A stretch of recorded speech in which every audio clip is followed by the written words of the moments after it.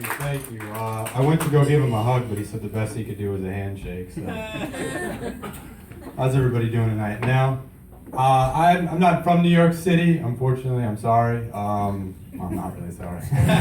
But I've been here for the week, and I've seen a lot of interesting things here. There's a lot of homeless people, and I thought about doing some homeless jokes, but I figured I would just ignore the problem, just like you guys.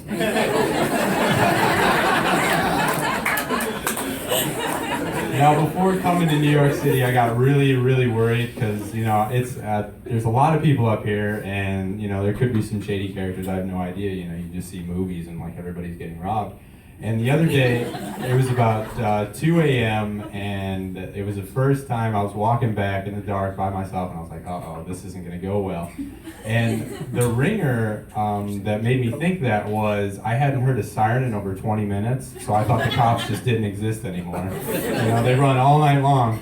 And I was watching you guys' traffic today, and I don't think an ambulance has ever actually made it to a call on time. There is no possible way. Nobody gets out of the way of those guys at all. If you ran a morgue service in this town, you'd probably own the whole thing by the time you're over.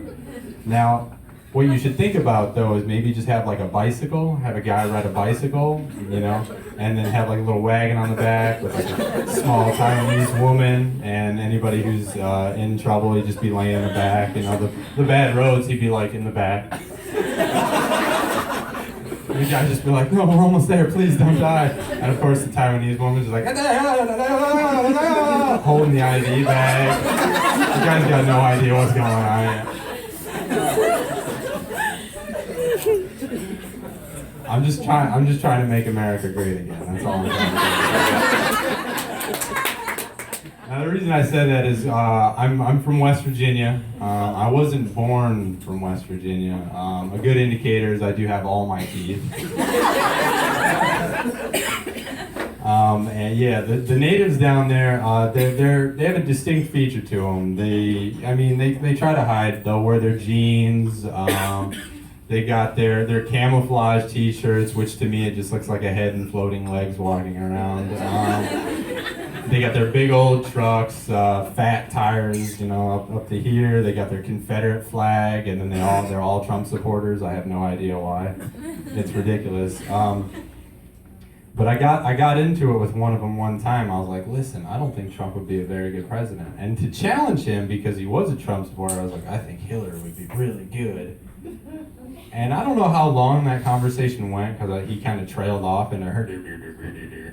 But all I know is Hillary and guns and something else, nothing with a wall. That's how the conversation goes. I'm talking in perfect English. All I heard was, we need to build a wall, and no, Hillary Clinton at all. No, thank you. No, Hillary Clinton. It's amazing. The farther down in West Virginia you get, the more Trump supporters you find, and the lower the IQ gets. I don't know if those correlate, but that's how it seems to go. But no, West Virginia is a really, really fun place to go. Most of you are white, so most of you would be allowed in. If you're anything else, I would just completely go around the state. I know you guys being from New York City, a lot of you guys stay here for a long time, and then you get 60, 70, you retire, and then your graveyard is down in Florida, right? That's your retirement playhouse there. But I would just completely bypass that. George is a pretty good place to hide if you need to, but West Virginia is no good for anybody. Now, if anybody from West Virginia ever sees any of this, they're going to be like, man, you know what? That wall just got 10 feet taller. But no, it's. I work at a restaurant, and we play all the news and stuff, and it's more popular than the Super Bowl where I'm at. These guys, they come in, they're sitting there, and they're like, "You see that, honey? It's gonna be beautiful. I tell you what. I'm just like, Jesus. And we're talking about these people they come over and be like, you know what? It's our anniversary. Get her a water with a lemon on it. That'll be nice. Oh, a high caliber individual.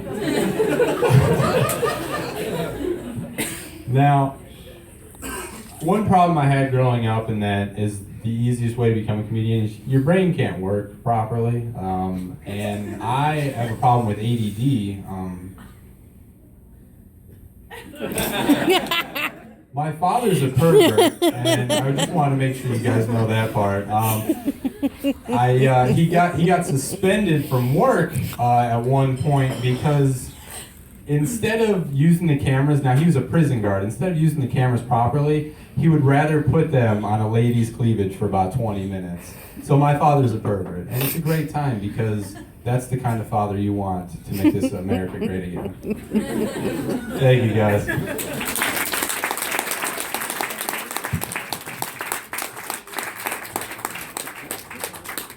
Nicholas Rackley right there, debut performance.